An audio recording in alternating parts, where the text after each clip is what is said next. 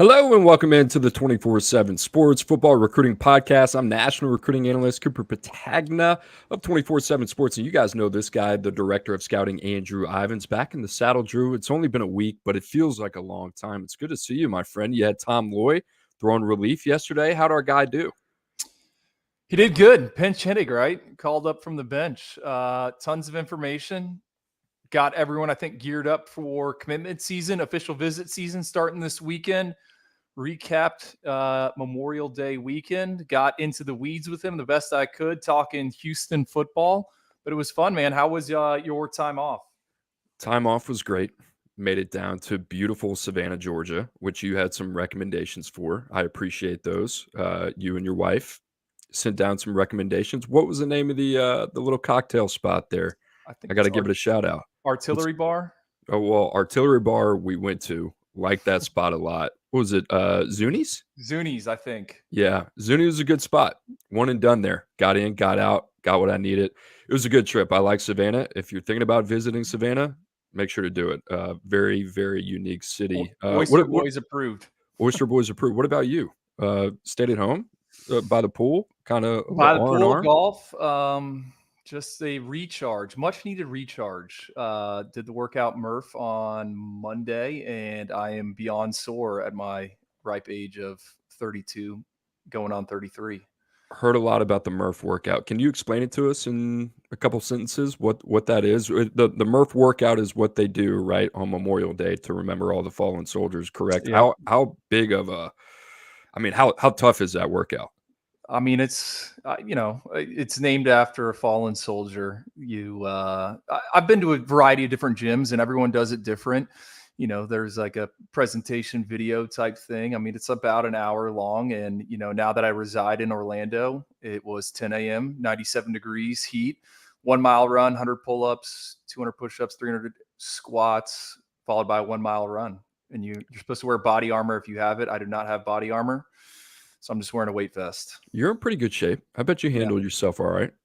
Yeah, like I said, I'm feeling it, man. Getting out of bed this morning, 2 days later, I'm in pain. All right, well let's talk a little recruiting and get you back on the train a little bit, feeling rejuvenated. But before we do that, guys, just a reminder: every Tuesday, Wednesday, you can find me and Andrew on the 24/7 Sports YouTube channel. You can also find us on X if you're viewing us right now. And if you have questions, I'm telling you, today is the show to get them in. Make sure to hop in that comment section. Also, make sure to like and subscribe. That helps us out immensely here at 24/7 Sports. Drew.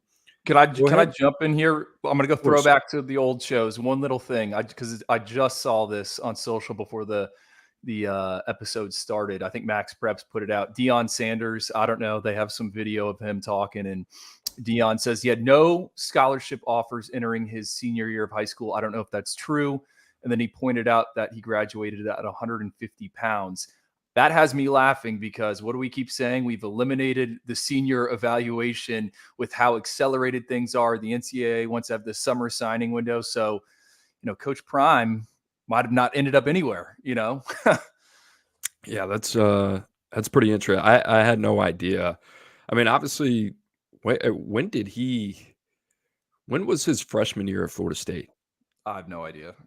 I mean, it seems like forever ago. I guess we can dig into that, but I guess, yeah, your point is certainly made there. That would be something, right? The senior evaluation. I think the schools that are really good in terms of finding those players later in the process are good for a reason, because they're willing to do the work, right? And some of those guys scratch and claw, especially at the group of 5 level. You got to get a shout out to those guys and the work that they do. But Drew, you and I, let's be honest here, we were struggling to come up with a topic for today's show. You and Tom went what, hour 20 yesterday? I was on a ride back from Alabama, and I think I hopped in at like 110. I think you guys went like another 10 or 15 minutes. So you guys covered a ton of ground. Tom coming on, dishing out all the information. I said, why don't we go back a week when we had that 24/7 Sports Top 247 update? That was kind of right before the Memorial Day weekend. A lot of distractions, a lot of OVs, a lot of things going on. And we do what we typically do. You and I jump on the college football recruiting show. We give a brief summary of every player 1 through 32, the new 5 stars. That's great. I love that. But if you are a listener to this show, you're a little bit more in the weeds, right? You have more of a greater appreciation for the entire process. So we thought it's probably a good idea that we kind of pull the curtain back a little bit and talk more extensively about how we arrived, where we arrived, and not just talk about the top 32, but really kind of into that day two range up to the top 100 players. And Drew, the philosophical question that I've been asking myself more lately, because I was looking back on an article that PFF did. They were talking about the top safeties in the country. And Malachi Starks is at the top of that list for not only PFF, but for a lot of, I would say, preseason publications.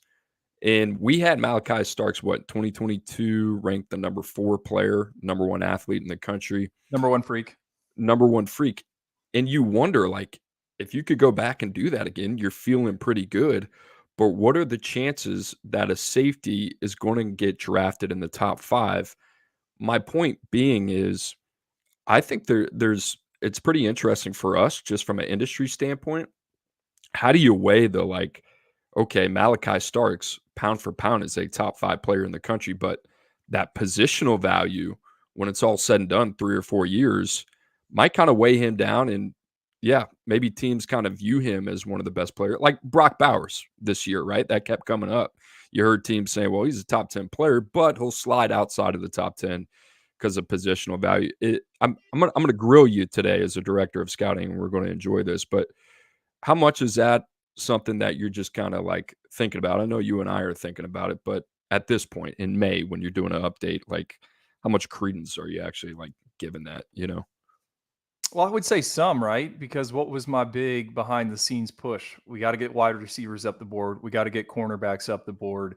I go back to last cycle, Coop, when in October, we made Jeremiah Smith number one, and you're the one that kind of pushed me in that direction. You feel like he's the best player in the prospect. We know a wide receiver hasn't been selected in the first round since the 80s, but if we feel convicted, let's just ride with him. And I think with where we are in college football, all the player movement, transfer portal guys moving around, do we lean into that a little bit more? Get the guys we want up the board. And I think what you also need to take into account, all right, go back to this 2024 NFL draft, like some of those premium positions, okay, are very developmental in terms of the offensive tackles. The first 3 offensive tackles, Joe Alt, Fashanu, and who was J.C. Latham. I mean, none of those guys were playing offensive tackle until very late in their high school prep careers. So how do you identify those guys? And remember, we're tasked with ranking a bunch of prospects after their freshman season. So I think you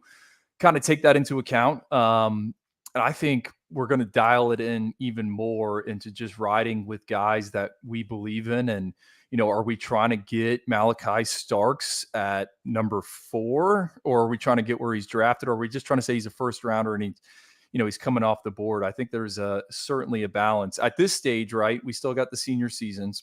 We still got some events this summer, and then we got those all-star games. Fingers crossed, we'll see who opts out, who decides to participate in the college football playoff practices. Because remember, we're going from 4 teams to 12 teams. And I think there's going to be a massive push from these programs to get kids in. You can start, not only giving them NIL payments, they get all the bowl gifts. And then on top of that, you're getting them around your strength program. We've heard about it at different schools. Remember Caleb Downs 2 years ago practiced with Alabama early, and we saw the type of freshman season he had. So I think there's going to be more of a push when it comes to that. So, I think at this stage, it's in the back of your mind. Certainly, we got 2 tight ends in the top 32. It's like, okay, like, are these guys going to finish here? And I've seen the questions you got for today, and I think that's something great to bring up with that tight end position. So a little bit, but really, I think we had a group call, and at one point it was like, I don't know about top 32 for this guy. And I think I said, well, I think I love 5 of the third guys we currently have inside the 32. So a lot of projection. I always go back. I was talking to my buddy scout in the NFL, and he said, typically based on the year, you're only going to have like 16 to 20 first round grades. And I think it's important that we talk about that, right? Because you have to go from 16 to 32. And once you mint a player as a 5-star, I mean, you're basically hedging your bet, and you're saying, all right, well, we think that this player, for whatever reason, has the best chance of getting drafted in the first round of the NFL draft. That being said, similar to the NFL, and what my friend was saying is, there might be only like I can look at her board right now.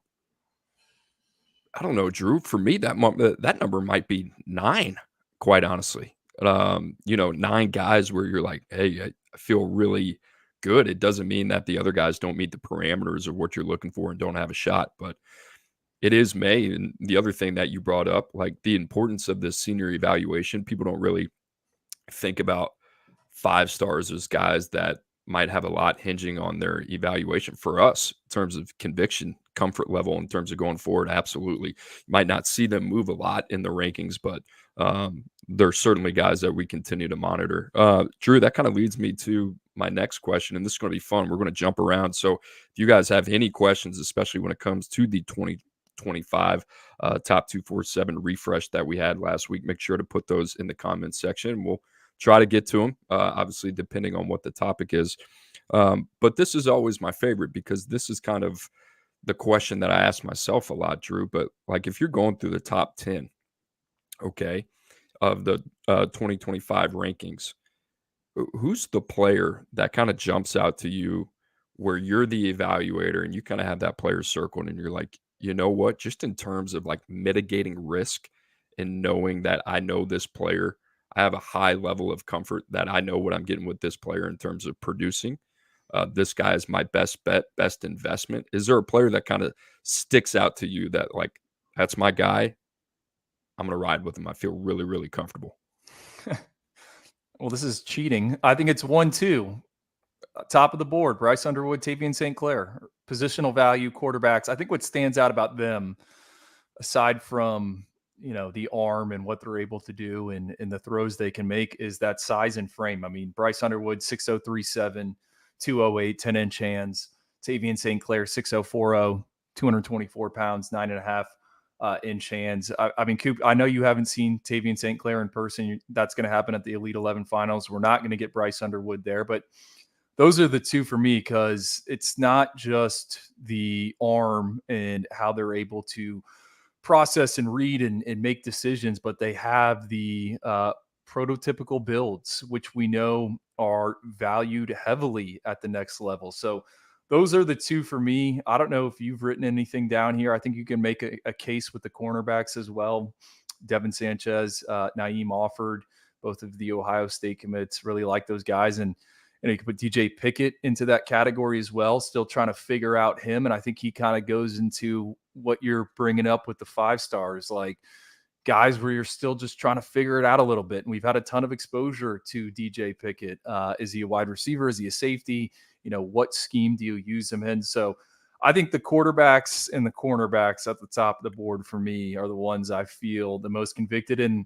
And really with St. Clair, just spending time around him and getting a feel for him as an individual. And I only got a drop of what Tavian St. Clair is and who he is, but you start listening to the stories around him. Spends his entire spring break at Ohio State in the meeting rooms with the quarterbacks, and it's like, okay, I will ride with this type of individual because I think he's wired the right way. I'm going to go a different direction outside of the quarterbacks. You alone are pretty in a unique position when it comes to the top quarterbacks at our board because I feel like you've had more exposure to those top 2 guys than any of us.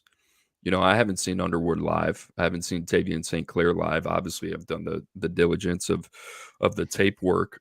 Excited to see Tavian St. Clair in just a few short weeks in LA. But I think that's fascinating that you named those 2 guys. Obviously, they're at the top of the board. For me, I'm going to go in a different direction. I'm going to go with DeCorian Moore. And I'm going to go with DeCorian Moore for a lot of different reasons. You can talk about the level of comp that he's playing down there in Duncanville, but he's a box checker of every degree. And people will say, well, he's under 5'10", he's 5'9", 3/4, 180 pounds. Like, that's not your prototypical receiver prospect that you're looking for. But, if you were going to be size deficient, and let's not call him size deficient, let's just call him not the prototypical size. Everything else you have to overcompensate 10.4 in the 100-meter, 21.38 in the 200-meter, 24.7 in the long jump, 4.18 shuttle, ran low 4.5s. Every setting that we've seen him, he's been the best player there. And then we always talk about that dog alpha mentality. I just like the way he goes about his business. So you go down the line from a competitive nature, from a physical trait standpoint, um, from the production level as well. And then there's just a certain confidence about the player that he certainly feels like he belongs as one of the best players in the country. I get a really good feel about DeCorian Moore, just in terms of what I think this guy can be and will be on day one. I think the other name that kind of jumps to mind a little bit is Zayden Walker. Do I think Zayden Walker will be a top 10 draft choice? I don't know. Do I feel really strongly about Zayden Walker going to be one of the best players in college football in 3 years? I think that. I think that guy's going to be a household name, can do so many different things. There are some maybe a couple question marks. Arm length kind of comes into it. He's 31 and a quarter. Like, you play him off the edge, play him inside. Those things come up. But just in terms of like a raw football player, that's what he is. And then you kind of match up everything else that he does. 3-phase guy. Love the metrics in track and field. Like, Zayden Walker's a dude. I just have a hard time seeing where Zayden Walker is not going to be successful at the next level, if that makes sense. 2 follow-up questions. Give me a player comp for DeCorian Moore, because I have not heard one from you. Second, give me a player currently playing college football that you think, like Zayden Walker, could have this type of impact in 2025, 2026. Because it seems like you think he's going to be on the field early wherever he goes. I do. Yeah, I think I said it before. It's not clean in terms of height weight comparison, but DeCorian Moore reminds me of Malik Neighbors, just in terms of the run after catch, spark plug, big play waiting to happen. Like, that's just kind of the way that he plays the game. Get the ball in his hands. He's somebody after the catch that I think you have to respect more than at the catch point. And I love him at the catch point. But quick twitch, great short area quickness, just you want to find a way to get him as many touches as possible. Zayden Walker, ironically, CJ Allen, at Georgia. That's kind of the guy that comes up. And Zayden Walker is ahead of where CJ Allen was at this point of his career. Now, CJ Allen was a big old freak, right? That didn't have, I don't think, as many snaps at the linebacker position, was a two-way guy, played a lot more running back. I think Drew, was like 11-1 in the 100-meter at like 220 pounds. There's a lot of similarities there. I just think the floor is so high with Zayden Walker. So CJ Allen's kind of the name that kind of jumps out into my mind. I've said this one in the past with DeCorian Moore, like Jalen Waddle, just in terms of like size, and maybe I need to vet that a little bit more. But when I see them play 7-on-7, it feels kind of like the same thing with Zayden Walker. I was wondering if you were going to go like Harold Perkins direction in terms of, okay, this guy's, hawking people down year one as a freshman. And, that's going to be hard to do maybe at the school he ends up at. It seems like Georgia is going to be hard to beat. But what if he ends up at South Carolina? So I just was interested to see if you had some names there. Oh, those are kind of the two. And I think Waddle makes sense. There's no guy that kind of like comes up in my mind. It's funny. It's like Jalen Waddle build, but Malik Neighbors play style, if that makes sense. Waddle and Zachariah Branch would be the two guys that you would think of at that stature, who are quick twitch, explosive, can stretch the field. DeCorian Moore just seems to have more short to intermediate run after catch and a little bit more wiggle to him, if that makes sense. So anyway, all right. I love that question, by the way. All right, yeah, this one. I like this. All right. Offensive tackle outside of David Sanders, you would bet heavy on. And the reason I bring this up, Drew, because, the group really hasn't discussed this, but I don't know if there's like a consensus number 2 in this group. You got Josh Petty, you got Babalola, you got Ty Haywood. You go down the line, you got guys like Solomon Thomas, who's going to be a guard, Fasusi in there as well. And then on the outside, you got Carter Lowe, who I really like a lot too. So it's kind of like this draft, there were what, 9 offensive linemen taken in the first round of the 2024 NFL draft. 8 of those guys are going to be tackle. Um, it's it's pretty interesting to see, like, all right, who is the number 2 in your eyes, and is there a clear cut number 2, or is there maybe 1 or 2 names that you're looking at? I'm going to surprise you here. I'm going Fasusi. I always go back to that Future 50 workout he had this time last year. I'm just kind of a Michael Fasusi fan. And I haven't had as much exposure to him maybe as some of our other analysts like Gabe Brooks and Hudson Standish in the state of Texas, but I love the profile on him. You know, a kid, international prospect, arrives in the United States, grew up playing soccer, has the measurables 6'0", 5'1", 34 and I think a half-inch arms. I think he's athletic. I think he is still just kind of figuring it out. I mentioned it. All right, first 3 tackles off the board in this past NFL draft. Like I think the sky is the limit with Michael Fasusi. So for me, that's where I go. And maybe that's because I have that context, that workout. I mean, I saw Josh Petty play early on in his junior season. I think it was like a spring jamboree. I have not got that eyes on look on Andrew Babaloa. Hopefully we get it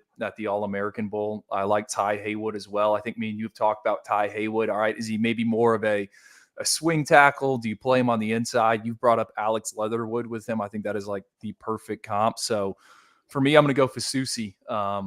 Just because I've seen and had a little more exposure. And I think Hudson Standish has like the best nugget on this. Fasusi has the best vertical jump of anyone over 280 pounds the past 2 cycles. And that's not just guys in like the top 247. That's like all FBS recruits that are in a certain database. So I think that's notable. I think there's a lot there with him. I didn't expect that from you. I don't know what I expected. There wasn't one guy that I was expecting. I would go Fasusi as well. Yeah, to me, it would be Fasusi and Ty Haywood. I love Ty Haywood. If you needed a guy today, like if you needed a player, like if somebody said, "Hey, we need a left tackle or a right tackle that we can plug and play. We got to take our lumps, but this guy is a winnable player as a freshman." I go Ty Haywood all day. High level of comp, Texas. I think he's super clean. I think he's a right tackle. I kind of brought up Tyler Booker on the show. I don't think that's the cleanest comparison. I think Booker a little bit lighter on his feet, better foot and body quickness. But I do think the point that I'm trying to make with the Booker comp is I do think Haywood, if need be, in a really good situation, could move inside if you needed him to. Fasusi, Drew, I don't know if he's a left long term. I do think he can play left at the next level, but I think this guy, like long term Sunday, is a right tackle. I think that the thing with Fasusi is it's so untapped. You know, 35 plus inch arms, almost a 7-foot wing. You talked about the 31-inch vert. People are going to keep talking about. We keep coming back to the combine stuff. You turn on Fasusi's tape, I thought it pops. You know, he's a little bit stiff in the hips, but he can get out to the second level. You play him in a power scheme, man. He's not There's a timid. lot to like about him. He's not timid. He's like aggressive. If you don't know what you're doing, at least do it fast. And he does that. 100%. Yeah. So I like Fasusi. I've always been interested in that. All right, who is that tackle too? Josh Petty to me is a guy that I'm still very much like, got to figure it out, you know, because you look at some of these guys, you look at, you know, Sanders, Babalola, Haywood, Fasusi. I feel pretty good about the prospect of those guys as pass protectors. Petty plays in a very run-oriented offense where he gets his hands on you. He's a very, very good run blocker. But there are some question marks. I almost feel like Petty is the type of guy you move him inside would benefit greatly there. So certainly something to kind of keep an eye on out for. This is a question here that, you know, we talked about, not the most recent update, but before I think we were trying to get it figured out, and then the conversation kind of cooled off a little bit. But Michael Terry, Drew, I think he's arguably the most fascinating prospect in terms of just position projection, in terms of where people see him. We've talked about wide receiver. We've talked about running back. Can we, I think, go ahead. yeah, can we just, I mean, Michael Terry, and I think a lot of listeners, like, I would encourage everyone to watch the tape, even if your school is not involved in that recruitment, because he is a Swiss Army knife and he's very unique one-on-one. Easiest All-American Bowl invite they've, I think, ever given out, in terms of they always have to select a kid from San Antonio and that surrounding area. And when I told Eric Richards, I'm like, Michael Terry, turn on the tape. This is a layup. And then you get around Michael Terry because he was hanging out at this past All-American Bowl. And I remember shaking his hand. I think we were on the way to dinner. And I'm like, whoa, like, I didn't realize you are this big. I mean, he is built like a defensive end. And then he plays running back, he plays wide receiver, he plays some wildcat quarterback. You're right, Cooper. He could play like 6 or 7 different positions. And I didn't mean to cut you off, but I do want to say, like, this is one of the more fascinating guys in the cycle from like a personnel perspective, in terms of like, what do you do with him? And I think there's a chance of, like, he pans out, avoids setbacks. This same conversation could be rehashed like 4 years down the line in that NFL draft process.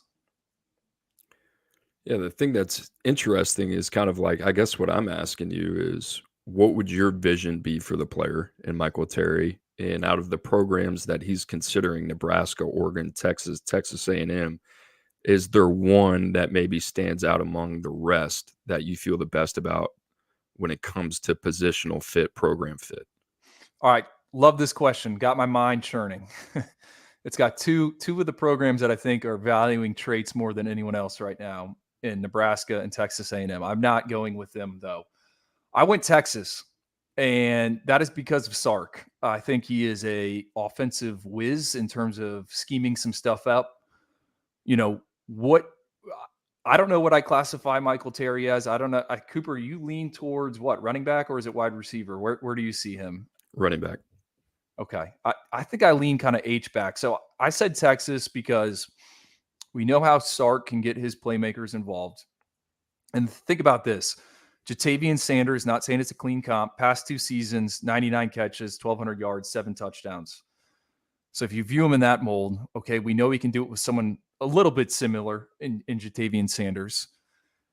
And then think about the running backs that Texas has had. Bijan Robinson, Roscoe Johnson, Jonathan Brooks, all those guys drafted in the past 2 years. All of them are over 215 pounds at the NFL scouting combine. Michael Terry, 6'0", 211 pounds. He's a 10.82 kid in the 100-meter dash, 22.78 in the 200, which I think might be a little more impressive. I think they could figure something out with him. That doesn't mean the other programs can't, but if I had to choose one where I'm like, okay, I can see the vision here. They've done it with similar body types. They've figured out ways to get these guys involved. I think it's Texas. If I'm Michael Terry and, financial opportunity aside, like, let's set that aside and let's look at this objectively. I think you're right. I think it comes down to play caller, who can put me in the best position to be successful. And let's put the rest of the roster maybe to the side as well. Nebraska, you got Marcus Satterfield, who ironically, one of the comps that we had for Michael Terry was Jaheim Bell, right? Who finished his career at Florida State, I believe played under Satterfield at South Carolina before he transferred. Drew, you've comped him to Cordero Patterson. I think both those guys, you get a good feel for kind of the body type and the versatility that we think Michael Terry has. Oregon, you got Will Stein. Texas, you got Sarkisian, as you mentioned. And Texas A&M, you got Colin Klein, which is pretty interesting. Immediately my head went to like a Michael Terry, Avery Johnson type of like combination there. But Can't we don't talk Kansas State on this pod. Yeah, we don't have that guy in College Station right now. Yeah, I don't know. The one that I would feel the most confident in would be Texas. That being said, I'm fascinated to see, like, these guys aren't the same, but that kind of like H back you're talking about, like, all right, what I know happens what you're with going to say. like the Amari Black and Okay. those type of prospects, and where have we seen those guys kind of have the most success? Because I would struggle to tell you, like, hey, is there a perfect landing spot for those type of like move tight ends? Point being, I think if you were to open it up to Michael Terry, I think this is a pretty open conversation.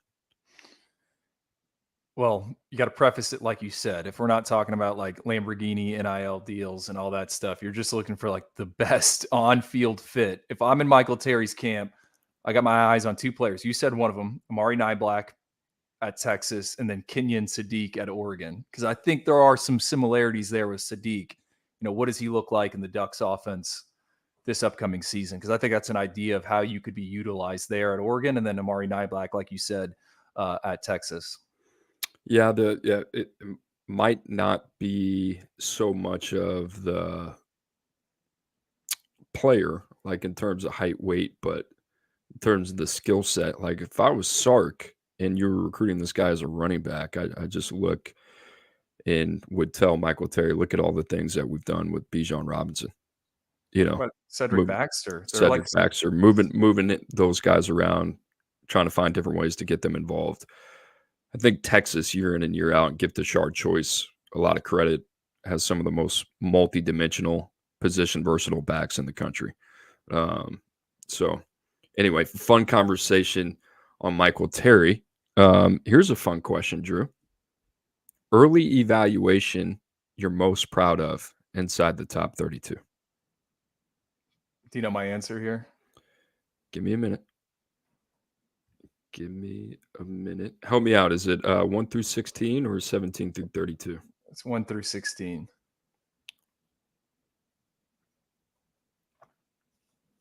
It's an easy. It's David Sanders, right? And I went back to December 21st, 2021 FBU Freshman All-American game. It's the first time I saw David Sanders. Wrote extremely difficult to evaluate offensive linemen at this stage, as NFL draft history shows that most day one and day two tackle prospects are playing another position as ninth graders. Wow. Fast forward 4 years, that's still the case. Sanders, however, looked the part, worked at left tackle, sturdy base, rather long punch to protect the corner, came in roughly 6'6", 245 pounds, which is encouraging because he does not carry any bad weight. David Sanders was our first 5-star in this cycle. I know he's sitting number 3 right now, but I think we hit that one on the head. It's hard to see the floor falling out on David Sanders. I was getting ready to guess David Sanders, but you jumped the gun there a little bit. I guess a little impatient. David Sanders, yes. I even me, I think I don't want to say has been surprised, but I think there was some concern. Might be a little bit too harsh of a word, but there was some.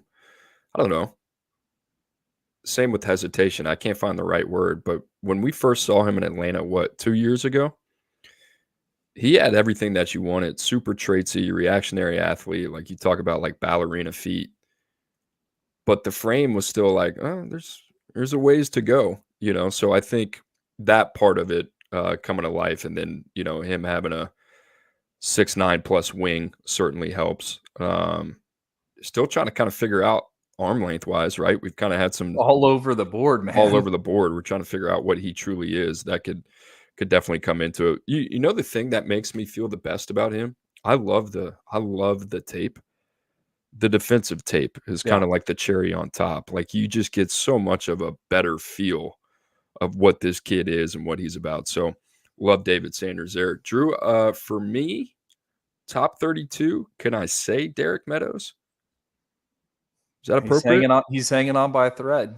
He is. I mean, it just goes to show how much of a athlete he is. Maybe Malik Autry too in that conversation. I know he's a newcomer to the top 32, but that was one where I was like, all right, I know we got a big body here and I know we got a really good player. I just got to get a feel for the rest of the board to see like how this guy stacks up. Is he actually a top 32 guy? But I'm kind of interested to get your thoughts on Autry and how he kind of fits into the equation here in the last update. I mean, I was on the fence until I wasn't on the fence. I think the spring game kind of reinforced it for me, right? So people were like, "What fuels these updates?" We're actually like watching the games and the events, and obviously he was good at the Under Armour camp. I think what's also notable about him, and this is not like playing into the rankings, and I want to make that clear. But we talk about like positional value, and he's committed to Auburn, which is obviously very active in the current landscape. They have their ducks in order, and he's going to take a bunch of official visits, right? UCF Gus Malzahn that, has some ties to that state. I think that's kind of what's driving that visit. But he's also going to get to USC, Florida, Ohio State. Like you're going to have to pay for that beef up front at some point. And it seems like people want to keep swinging at Malik Autry. But as a prospect, Coop, I think the way he moves at his size, what is he, 325, pushing 330, just not a lot of bodies like him in the class. All right, guys, if you have questions, hopefully pertaining to the rankings in our top 247 update, make sure to get those in right now. You can put those in on the 247 Sports YouTube channel. You can also put those in on X. Also, make sure to like and subscribe. Our biggest calculated shot inside the top 32. I mean, there's low-hanging fruit here, so I'm going to try to – the low-hanging fruit is Derek Meadows. Okay. So outside of that, who's maybe a name where you're like, I don't know. We'll see. Jared Smith, number 2 edge.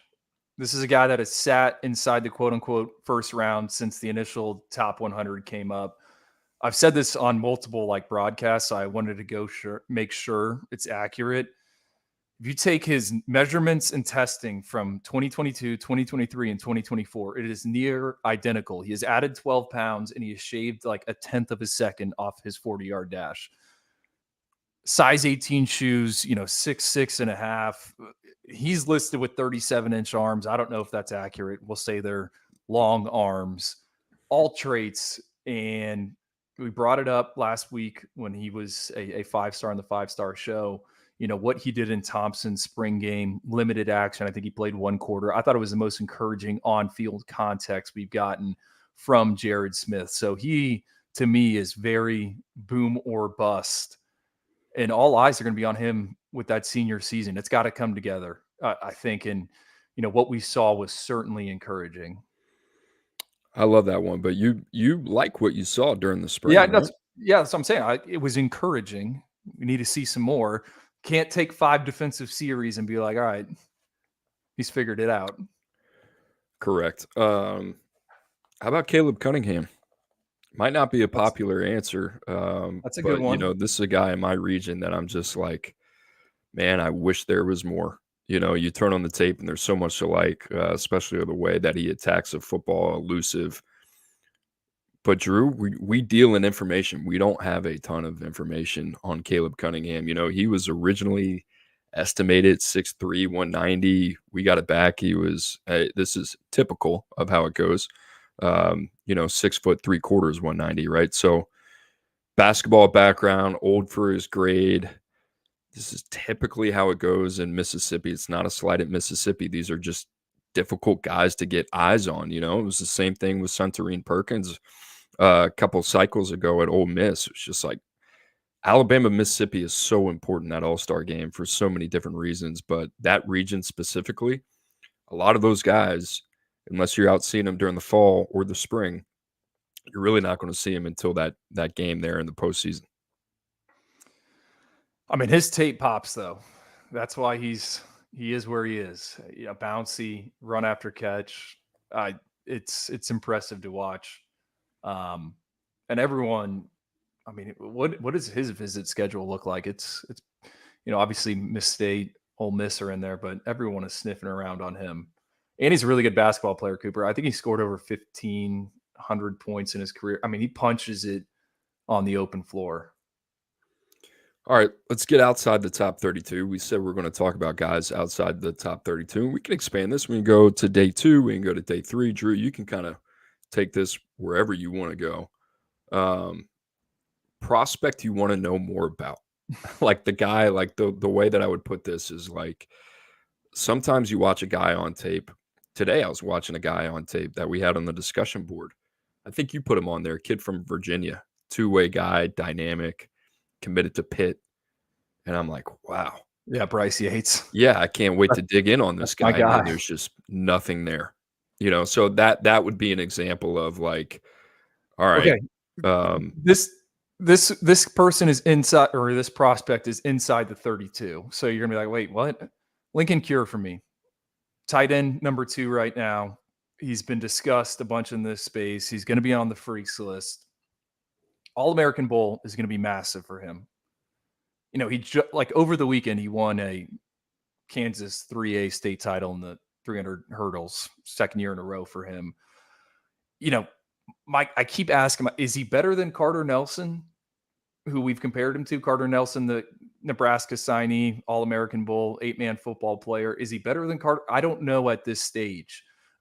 Lincoln Cure, seen him play 7-on-7. He's listed at 6'6". I don't know if he's 6'6". I feel like he's closer, maybe a little bit to 6'4". And I know people are going to push back on that. Like, just having seen him move around, natural pass catcher. Coop, I didn't realize this, did some digging on him. He only played in 4 games as a sophomore, barely played as a freshman. So he had this breakout junior campaign. For me, he's someone that I just need more. I need more to feel on him. Aside from the tape, I mean, the tape is what you want to see, but is he going to finish in the 32, or is he going to finish closer to where Carter Nelson was? So that's who I wrote down there. I didn't realize it was outside the 32. No, it doesn't have to be. I'm just, I'm saying it can be. I'm just going through our board on Next Gen right now. How about this one? Kanoa Winston? I'm a Winston fan. He got some love on Tuesday's show. Now, he can roll, and we know he can run. Outside of that, I get nervous when we just don't have a verified, not only height, weight, but just body type. Yeah. And especially when you got a guy listed at 5'10", 185. He comes up in this one, you'll laugh at, CJ Nixon out of Oklahoma. I mean, You turn on the tape, there's a lot to like about this kid. Basketball background. Outside of that, not much, haven't seen him live. It's difficult. Matai Togiai, one of those names that kind of comes up. These are a couple guys that you're like, all right, well, if we, I call it the live exposure. What I mean by that is Under Armour's next camp series does a phenomenal job going around the country in these regional events and inviting some of the top players in the country. The live exposure for us, and it's something that we also subscribe to, is getting live or getting video footage, right? So being able to see these guys compete in these events, that's what I talk about live exposure. It's not actually Andrew having to be in Los Angeles to, see player X compete. So we're fortunate to have that. But I mean, you go down the board, Javion Campbell, another name, guy that we love, right? Sitting there at 109 right now. That guy is like one exposure point away from just, Darren Akinabong. Akinabong. That's the dude. LeJesse Harold, Tampa Robinson. I think it's, 2 hours from my house. I was like, when is your spring game? When is your spring game? Just no spring games in Tampa this year. I'm like, awesome. And he spent half of spring football doing triple jump, high jump. What is he? 6'3" in the high jump? I think he's a high jump. Yep. Yeah. He was one where it was like, okay. I mean, that is priority number one for me, I think, in the fall months to go see him. You see where he's going to visit. He just scheduled LSU as an official visit. I think Tom Loy reported that. All right, you ready for the next question? Yeah, Blake Baker, friend of the show, after the big edge. Favorite prospect in the second round. So this is 33 through 64. You only got one of these guys. Don't say John Anthony Hall. I'm not. Going Keelan Russell. I got a sip of him at Battle Miami in terms of like being around him. I want the full drink at the Elite 11 final. So this answer could change. I just keep going back to Keelan Russell.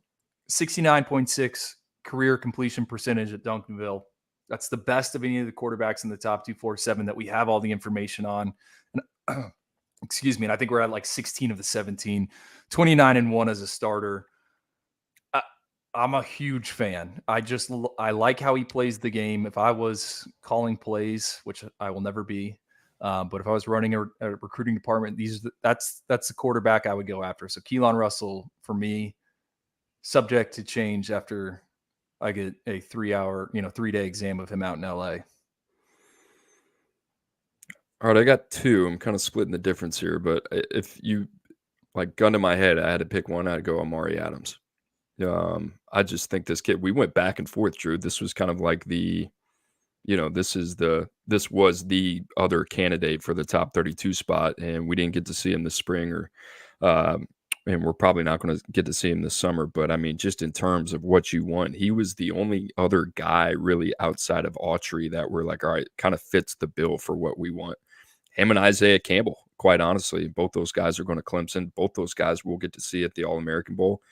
Big, physical, long, strong, disruptor, vertical, explosive. The other thing is, I think he's got more to him than just a guy that, is a two-gap guy at the next level. I think he can do a lot of different things. So I'm excited about him. The other one, Caleb Falk. Like, I fell more in love with Keldrick Falk throughout the process. His older brother now at Auburn. And I kind of get the same feel with Caleb. Caleb was super raw as a sophomore. And then you see this guy playing at Highland Home. He's playing everything. I mean, they got him playing on ball, off ball. He's playing in the secondary. He's playing safety. He's playing receiver. He's playing wildcat quarterback. And this is one of those guys where you're like, so much of what we want to do in this industry is just put a label on a guy. I can't do it. I don't really know what he is. I don't know if he's an off ball or, on ball backer. I just love the way that he plays the game. He's super productive and he's always around the football. And I like him where we have him at 46. I don't know how high like the athletic ceiling is, but damn man, he is super fun, super versatile, and I just love the kid. His brother gonna like break out this year? Hell yeah. Hell yeah. I still got stock in that kid. I feel good about it. He played last year, did he Yeah, not? he came on late. I think in the Iron Bowl was like a season high snaps for him. All right, so we're still high on the Fox. All right, here we go. Whew. Love this one. Stamp 3 day 2 prospects. So that is 33 through 105. All right, so I try to go guys that we haven't really discussed on the show. So there were some out there that I don't know, talked up a bunch. First one for me, Quincy Porter, wide receiver out of New Jersey, Virgin Catholic. I think I might be his biggest fan at 247 Sports, but that's because it goes back to the live evaluation. Virgin Catholic came down to South Florida to play Chaminade Madonna last September. Quincy Porter was the only person on his team that could do anything against Chaminade Madonna, which won a state title in Florida. 6 catches, 152 yards, and 2 touchdowns. Finished the year 41 catches for 969 yards, 16 touchdowns, right? So you love to see that touchdown rate over 25 yards per catch. I think there were some questions about his athletic profile. Went 11-1-8 in the 100-meter dash this spring. It's kind of why he moved back up in the rankings. Coop, when I dug through the 2024 NFL draft data, and I noticed this when I was like watching it live. Of the top 10 wide receivers selected, 7 of them over 200 pounds. Quincy Porter's listed at 190. I think he's close to 200. Those big bodies that can make plays. I'm a fan of Quincy Porter. He might not fit every system, every scheme. He might not be a high volume target, but I think he can make plays at key moments out on the perimeter. I'd kind of like lost track. All right, what's going on in his recruitment? And then you look up and it's like, oh, he's going to take an official visit to Ohio State. Oh, he's going to take an official visit to Penn State, official visit to Michigan, and an official visit to Oklahoma. And then the cherry on the top here, I went back in our old text messages. I texted this before that Chaminade Madonna game to you, Gabe, and Hudson, and I think Greg Biggins. I said, absolute flamer here. But Porter looks like a twitched up Jeremiah Smith in warmups. Do not know what I was thinking, but sometimes you just say things, Yeah, passes the eye test. Hey, then he went on to catch 106 passes for 150 yards. Jeremiah Smith just had 17 catches for 300 yards and 3 touchdowns. All right, so there's one. That's one. Second one, Ivan Taylor, Ike Taylor's kid, safety commit, Notre Dame. Wow. I feel like he's a kid that isn't overlooked, but like we don't talk about him a lot because he isn't on the 7-on-7 circuit. He doesn't do any camps. Like I think the last camp we saw him at was the National Combine 2 years ago. I watched his entire spring game, that cut up. He was all over the field making plays. They lined him up. boundary corner, slot corner, safety, both safety spots. He's a ball magnet. He's physical. He can fight through blocks. Like, I think he is a high IQ processor on the back end.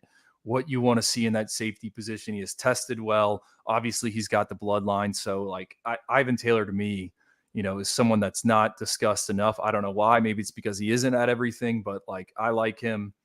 And then the final one, sticking down in Florida, Ben Hanks, corner out of Booker T. Washington. I have not been able to figure like this kid out. 11 interceptions the past 3 years playing in Miami-Dade County. I think that's kind of a big deal. Shows up to the Under Armour camp in Miami. He is 6'1". He has a 77-inch wingspan, so plus length in the arms. You want that in the cornerback position. More importantly, goes 4.49 in the 40-yard dash on the lasers with a 4.15 in the short shuttle. I can't figure it out. It seems like schools are so hot and cold with him. And then you like dig into the actual footage of him playing man coverage, and it's what you want to see. He is sticky. So Ben Hanks is another guy I kind of love in that day 2 range for a cornerback prospect. We know how valuable they are. 36 and they selected in the NFL draft this past year. Like, I love me some Ben Hanks, and I feel like his recruitment is finally trying to start to match up to the player he could be. I'm proud of you. I'm also a little surprised. I thought Grayson Littleton for sure. I think we've talked about him on here. And I thought Talon Taylor for sure. Talked about him. I'm trying Those two were like your adopted kids. And Donovan Olabode. I mean, I'm trying to educate the listeners. We don't need to hammer the same names over and over. Well, good job. Good job on the education. All right. Well, if I take that same stance and say, you know what, let's talk about some names that we haven't talked about that much. How about Laganza Hayward, Drew? A guy that you're really familiar with and you brought up before, but, two-way guy, 6'1" and a quarter, almost 200 pounds. Seeing him in Atlanta and then matching it up with the tape, football player, right? I think Gavin Nix comes to mind. I think that live evaluation of seeing him against Lipscomb Academy and just being like, who in the heck is that guy? Every time you had to go back, you had to check your notes. He was all over the field. That was pretty memorable seeing him. And then the other name that, I've kind of developed a small little scouting crush on, Douglas Utu out of Bishop Gorman. A lot of the headlines go to SJ Alafatuli, I believe. The center out of Bishop Gorman is a guy that we have ranked ahead of Utu. But I'll tell you this, Utu 6'5" and a quarter, 302. I think right tackle, but I think ultimately, end of the day, he can end up being a guard. I love this guy's position flex. I love the way he plays. Super patient in terms of his timing, his punch. Never out of position. I mean, you talk about like high floor gamers know what you're getting. Like, this is the type of kid to me that like goes to Utah and starts for 3 years.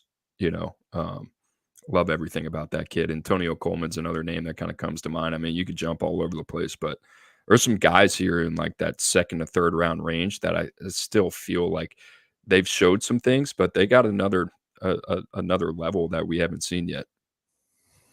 It's a fun group. I mean, really, if you expand it out into the full top 247, there's plenty of other names as well. All right. Entire top 247. Is there a favorite program player fit so far that you have seen? Yeah, I wish I'd got the number. Like, really not a ton of people inside the top 247 committed. I mean, that number is probably around 50, right? Yeah, that's probably accurate. Yeah. Okay. I wrote down a lot. So I'm going to go fast. Tay Harris committed to Clemson. DB, I mean, he was a riser for us in the rankings. He is on the smaller side. I think he can play 3-4 spots in the secondary. We always talk about it with Dabo and the Tigers. Young freshman got to play. I think he's a guy that can be on the field as a youngster. Love that fit for him. Gerard Pringle, Miami's running back commit out of Sefner Armwood. You think about Shannon Dawson, Mario Cristobal, what they want to do on offense. Pringle, it isn't always pretty in terms of how he gets his yardage, but one of my favorite backs in the class in terms of runs into traffic, he's still going to dive forward and pick up yards. He hits the hole hard. I think that is, in a power spread offense, you need that type of running back. It isn't much dancing. I mean, he's hitting He's hitting like a sledgehammer. He's coming downhill, and he's going to get the yardage. I love that fit for him at Miami. 2 tight ends headed to schools that produce tight ends. James Flanagan going to Notre Dame. He had like a remarkable track and field season. 97 explosion score on our next gen, one of the best I've seen for tight end prospects. Also a hockey player. You just think about what the Irish do at that position. And then Thomas Mayer headed to Iowa. Love that fit. Two-way player, AAU basketball guy. And the last one I wrote down here, Coop, Devin Harper, offensive lineman, headed to LSU. Like that is like the most Brad Davis LSU offensive lineman ever. Yeah, that was mine, man. I really like that one. I like that. I love the fact you brought up Devin Harper, and I love the fact you brought up Tay Harris. Tay Harris is, just a pure combination of kind of what you want to see. I love the way that he plays the position, and then you see him, and it's not like one of these longer guys with this high developmental upside, but in terms of players and the way Clemson recruits and those guys not using the portal, like those are the type of players they need to hit on, because Tay Harris is a guy that can come in day one and provide an impact for them. How about a Kylan Deere for me? I love that fit at Ole Miss. I mean, you talk about physically ready to play from day one in a way that was pretty similar to what Quinshaw Junkins was able to give Ole Miss and Lane Kiffin. Just physically, this is going to be a guy super rocked up. I mean, he's ready to go. He's ready to play in the SEC. Some other ones, I'll bounce around a little bit and see if I can find one. How about our corner from Arizona going to Texas A&M? And I'm DeMarvio blanking on the Goins. names. Yes. Did you hear me yesterday? I think they have the fastest defensive back class I so did hear far that. in 2025. I like him, man. 4 guys with speed scores over 95. 2 of them with 96. All right, let me find you one more. Okay. Travis Buhaki. Did I say that name right? Buhake? Are we talking about Houston for the Getting killed, man. Yeah. This kid we got at number 247. Drew, I think you and I have talked about it. If our scouting department was a personnel department in college football, I think it would be Houston. And shout out to Wes Fritz and those guys. I know they listen to the show, but I've long admired the way that Tulane under Willie Fritz and now at Houston has gone about their business when it comes to talent identification and evaluation. I just think sneaky is not the right word, man, but they do the work. They find the inefficiencies in the market, and they also understand where they fit in the college football hierarchy, which is so important. I talk about program awareness all the time. You can't just continuously engage in battles with programs where you're going to have an uphill battle.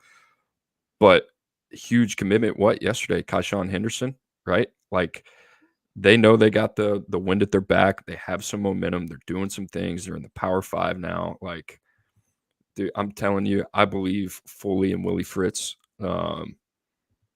Huge fan. I'm excited to see what that program is going to look like 3 years from now. Agree, cosign, especially with them in the Big 12. The other one I had written down that didn't make the cut, Ethan Utley to Tennessee, interior D lineman. I think he's got some big man twitch in there. I really liked his Under Armour workout from Nashville. I think that was 2 months ago. I'm buying stock, big features, committed to playing the Polynesian Bowl. He moved up for us in the rankings.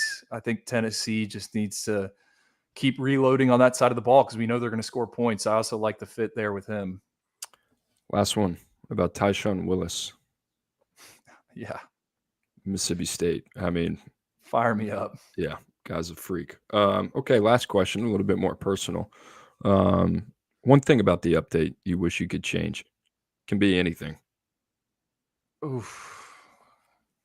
We don't have to do them as frequently. One thing I could change, like like a player I would move around, or is this like big picture? It could be micro, macro, it doesn't matter.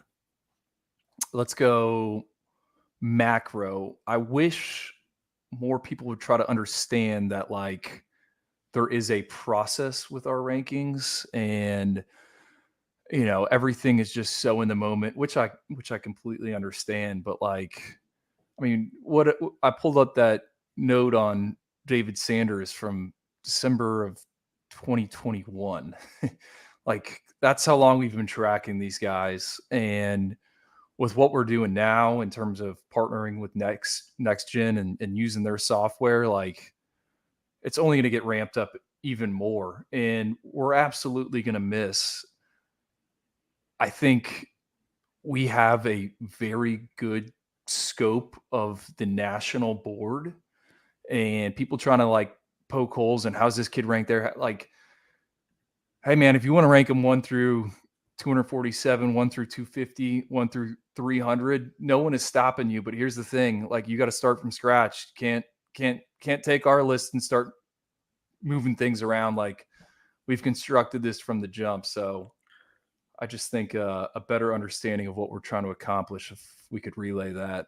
Yeah, I think it's always our responsibility to try to explain it as much as possible. The one thing that I will say is, like, we're a 5-person scouting team, and we're very fortunate to have that, right? 5 people that are covering 50 states and are not just responsible for the top 247, but all the player rankings that happen outside of that, and not just responsible for the class of 2025, but what you see in 2026, top 100 players in 2027. So it's a mass quantity of prospects that you have to filter through. And on top of that, each one of us has other responsibilities outside of just ranking players and watching tape and going to events. Andrew obviously does his podcast every Tuesday and Wednesday, and he's on the recruiting show probably once a week as well, on top of, going down to IMG for, a spring game, or making sure we're buttoned up on a certain prospect that we need to see. There's certain hours of your day that demand certain responsibilities outside of supervising the entire scouting group, right? There are a lot of different things. So you try to do the best with the information that you have. And we'll get to these questions, and these are very valid questions. And I ask away, but when people ask, all right, well, how does a player like move 80 spots in the middle of the spring? And it is a valid question. The part of that is you go through stages of the evaluation process where at first you're putting a top 100 list together.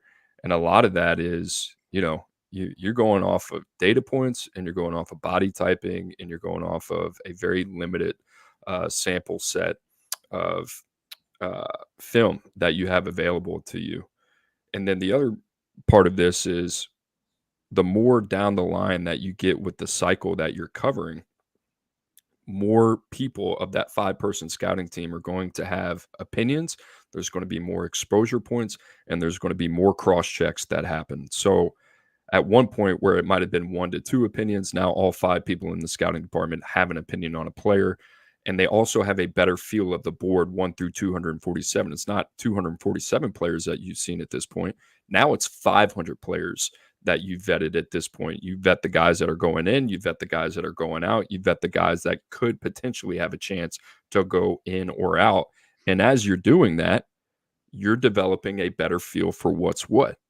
Where are we shallow on positions? Where are we deep on positions? What does it look like? How is it reflected to the last 3 to 5 NFL drafts? Those are all things you're trying to counterbalance. And as the process goes, you get more and more information, not only in the prospects, but you get more and more information on the class as a whole.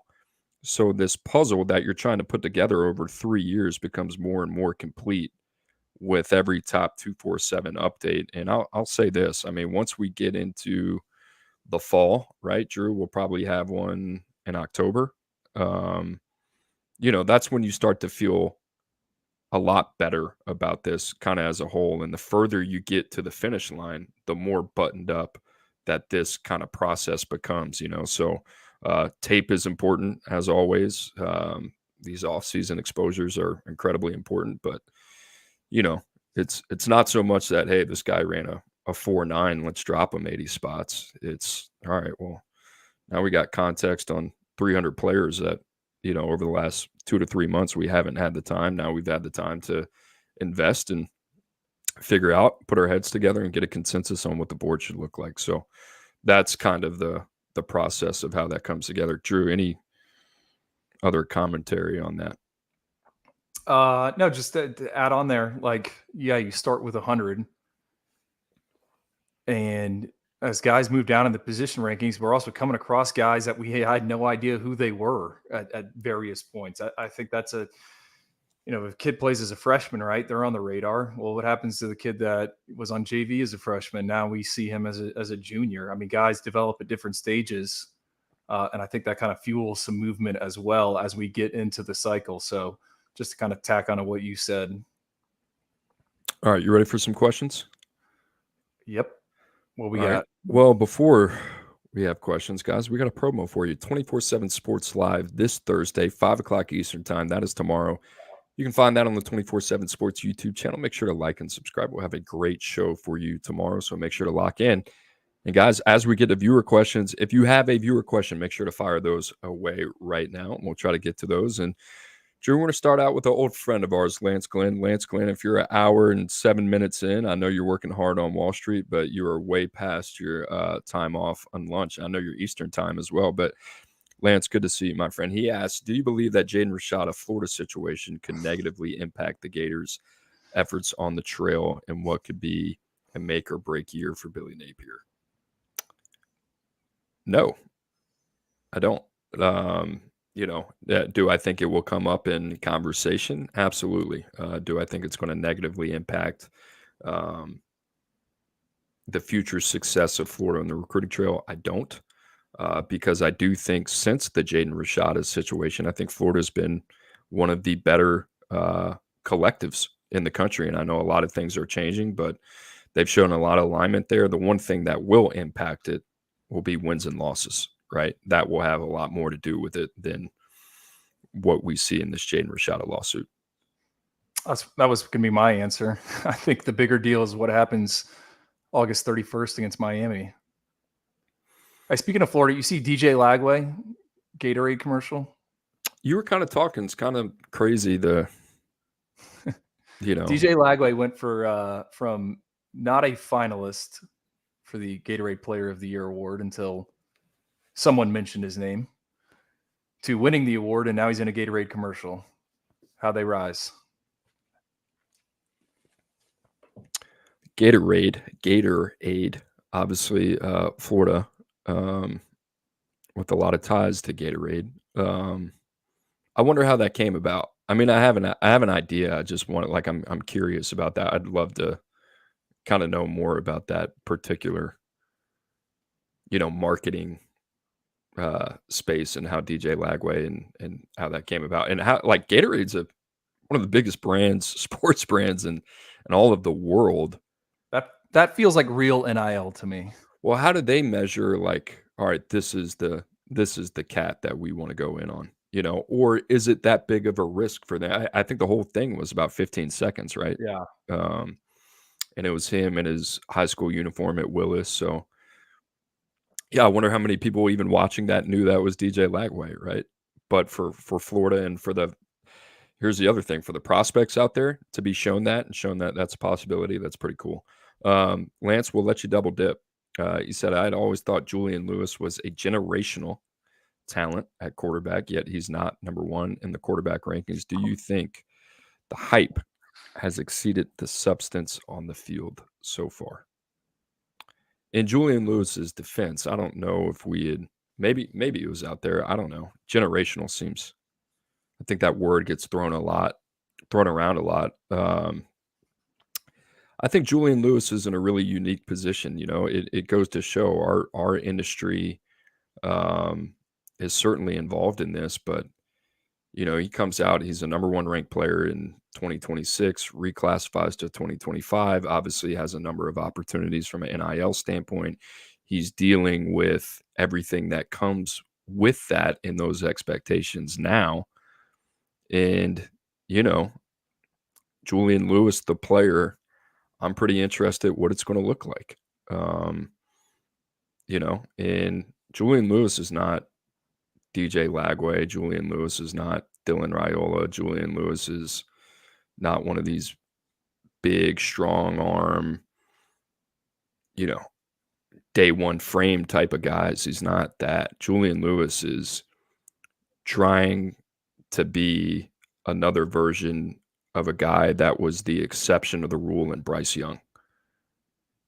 I mean, give or take, I don't think he's grown more than 5 pounds over the last 2 years. He's got a 6'1" wingspan. He's 6'1.5". He's incredibly cerebral. He's an elite level decision maker. The arm talent is above average. I don't know. It's one of those things when you come to NIL and let's say like you or me was consulting one of these big brands and, we just talked about DJ Lagway and Gatorade, like, all right, you're trying to project these guys are trying to do what we're doing. They're not trying to project whether or not this guy's going to be a good college player. Maybe they are in some cases, but what is this guy's long-term kind of upside you see is marketable? And is this guy ultimately at the end of the day going to be a top 10 draft choice and a guy that we can kind of hitch our wagon to? And if I was consulting, I would say, hey, you're probably better hitching your wagon for less money to 5 other guys that we have ranked inside the top 50, and I don't know, man. The whole thing is it's crazy. It's hard to wrap his head around. It's just, it goes to show Julian Lewis is a good use case of a guy that's like, it's here already. It's on his doorstep. And he's guy hadn't even, I mean, he's committed to USC, but obviously still very much in the decision-making process of where he's going. So I don't know. It's just that whole recruitment situation is a big question mark, to put it lightly, I guess, for me. Well, he's at the On3 Elite NIL series, and it's been fun to read the stories coming out of there. One of them was Julian Lewis saying he's already bought himself a car. He's already bought his father a car. I mean, this is a guy that started 28 high school games. He hasn't played a snap of college football. So is that the hype we're talking about here? I think that we're living in a new age in some way. With that being said, I mean, I thought his Elite 11 workout from Atlanta Coop that you were at, dug into that. I mean, man, the arm is there. And again, he is 25-3 playing in the highest classification there in Georgia. So we'll see. Best way to probably put it. We'll see, All right, next question. Talked about why players get moved. Okay, this one's pretty nichey here, Drew. Make sure you got your board pulled up. Reply guy. Always got great question. Who are some of your favorite defensive linemen for a 3-4 this year? Give you the honors on the tee box here. Well, Autry certainly comes up, right? I mean, that's easy. As I pull these up, I think the other one that we're talking about earlier, I love Adams. I think you can play him in a 4-3 or a 3-4. How about Kevin Wynn? Yeah. A little bit visiting different. Georgia this weekend. A lot to like about him. I think Utley, you talked about. I think I like his scheme versatility. Let me see if I can find a couple more. Hey, Myron Charles out of Port Charlotte, Florida. He's a guy that measurables are there. On field, I think we're still waiting to see kind of the production with him. Another guy that I think could play multiple spots. I think there's some interesting like 4-eye potential guys out there, It's a great question because it opens your eyes to like, all right, you look at the top 247, we've got 11 guys, 11 defensive linemen. No, there's more than that. I'm sorry. 26.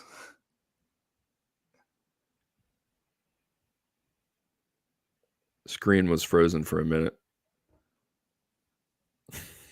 I think this Stephon Shivers kid committed to Georgia out of Tennessee. He's 6'3.5", 355 pounds. I mean, Georgia obviously hoarding that that mass, but play I some mean, running back. it's very easy to see why they would do that. The other kid that plays a little bit of everything, you just don't know how big he is yet. How about Javion Campbell? I keep talking about him. I like him. I like what he can do. I like the versatility there. Yeah, I don't know. That's a good question. Two other guys that kind of come to mind: the two kids one committed to Auburn, one committed to Alabama. Jordan Crawford, Antonio Coleman. I like both those guys. Pretty similar guys in terms of what they can do. Both a little bit shorter in stature. Both sub 6'2", but hovering around 300 pounds. Vertical, explosive, strong at the point of attack. I think more geared to play the run than they are the pass. But Right. Maxwell Roy, just another dude we're trying to figure out as well. What about Iosa Epinesa? He's one that could have fit into the beginning of the show. Someone you want to just more information on. I mean, AJ Epinesa's brother, nuclear throwing metrics. I think the tape just pops in terms of like body control. He's got polish. It's going to beat you if you don't match that energy. Don't really have like a good feel for like how big and long he actually is. But he could, to me, be a sub rusher early on in his career. And depending where he lands, like I think he's a guy that can do a little bit of everything up front. And once we get the measurables, you'll have a better idea of, maybe where that ceiling is the highest. All right, Canes Cats Heat 305. You are a premium member of the Oyster Boys. You're here every Tuesday and Wednesday. We appreciate you. Says question to Andrew and Coop: will Bryce Underwood drop in the rankings because he does not want to compete and not show up at the Elite 11? What are your thoughts on that? Well, I mean, that's not going to factor in, if Tavian St. Clair goes out there and puts himself in the conversation, could Tavian St. Clair overtake Bryce Underwood? Yeah, I mean, potentially. But he is not the first high-profile quarterback that has skipped out on the Elite 11 finals, right, Cooper? No, Nico. March Manning and Nico. Yeah, and Nico. I think the important part to this, Canes Cat, is that there has to be supplementary context. In the case of Arch Manning, it was very difficult to navigate because Arch Manning this was not a guy that went to these UA combines. He did not go to Elite 11 regionals. So, what was easy for me, I was living in Birmingham. I would drive home. Arch Manning went to Newman High School, which was 5 or 6 blocks from where I grew up. And I was able to see him in the spring game, and I was also able to see him during the fall as well, which added some context, which ultimately at the end of the day was enough conviction for us. Nico, I also got to see in Nashville. The point being, Bryce Underwood, Drew, you've seen him at the OT7. Hudson Standish has seen him in New Jersey. Drew, I think you saw him again this offseason, or I could be wrong. No, he was also at that Nike Next One thing back Correct. in That Tom Loy was at. So we've had plenty of exposure to Bryce Underwood, and we've had plenty of exposure to Tavian St. Clair. And, like Drew said, we'll evaluate everything after the Elite 11, but to flip-flop those guys off of that setting, I'm not saying anything is on the table, but I think that would be difficult. And I don't really have gotten much of an answer as to why he's not going there. Now, Brian Stumpf at the Elite 11 has told me they were trying to get him to a regional, but his sister's, I think, playing basketball or volleyball, and family supporting her. It's unfortunate, but doesn't really change my thought on him in terms of him not being there. DJU also did not go to the Elite 11 finals back in 2019. All right, Justin asks, Andrew, do you guys talk about the kids outside of the top 150? I got this, Andrew. Yes, we do. I try to talk about him. Cooper just wants to dial in on the guys inside the 150. No, I'm just kidding. You know what? Since you bring it up, Justin, we'll try to like today. I think we can do a better job of maybe being a little bit more intentional with some of the topics that we talk about. and kind of focusing on some of those day 3 guys that you mentioned. Michael, Dallas fan, you're in timeout next week. We'll get to you next week. I know you want to talk about Javen Boggs, but we've talked enough about him on this show. Drew, any final thoughts for today, my friend? No, I mean, I know we just talked a lot about the top of the board, but started my morning, buzzing some Conference USA commits. So it's not all the glory up there. Nothing wrong. Hey, I talked to a group of 5 director today. He said, "Hey, I listened to the podcast." I said, "Thank you for listening to the podcast. Any feedback?" He said, "Yeah, y'all don't talk about group of 5 enough." So duly noted. We'll try to get some G5 talk in here. Brad Crawford's all over the G5 talk. He loves some South Florida. So maybe we'll have Brad Crawford on, but we'll try to get some more group of 5 love on here. Guys, we appreciate you as always. Drew, I think that's all I got for today. If you don't have anything else, man. I got nothing, man. All right, guys, for the DOS, they call him Andrew Ivins. I'm Cooper Petagna. We appreciate you guys jumping on with us today. And like I said, every Tuesday and Wednesday, you can find us on the 247 Sports YouTube channel at noon Eastern time. Please make sure to like and subscribe. You can also find us on X. Tell your friends. The boys are cooking it up all off season, all spring, all summer, all football recruiting right here on the 247 Sports YouTube channel. Guys, we appreciate you stopping by. See you next week.